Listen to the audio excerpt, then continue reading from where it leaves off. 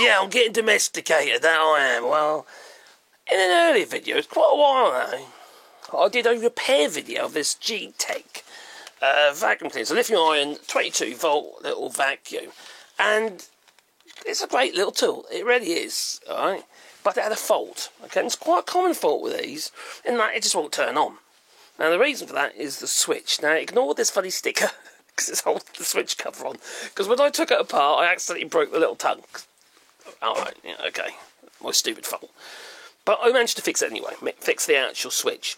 Now, the fault, though, was the micro switch inside. Now, just replace the micro switch. You can get these little micro switches online. All you have to do is measure how square, the size of them, and make sure they're on, and then press it again for off, and not just on, off, on, off. You've just got to be on, and then off, yeah? So you basically got to press it on, then press it off.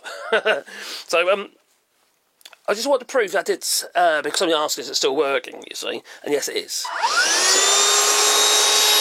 That's it, really. That's all I really want to tell you. Now, I ain't had any other problems with the vacuum, to be fair.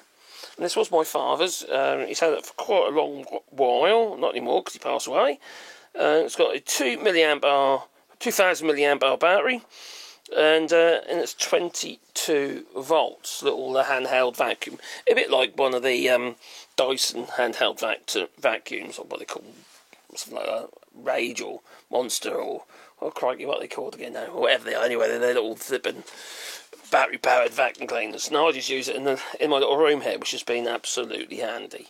That it has. Now it comes with batteries that can slide out, even though this one's really stiff. Oh, crikey, isn't it just? Really stiff. Oh, it goes that way. I was trying to push it off backwards, and it actually comes off diagonally.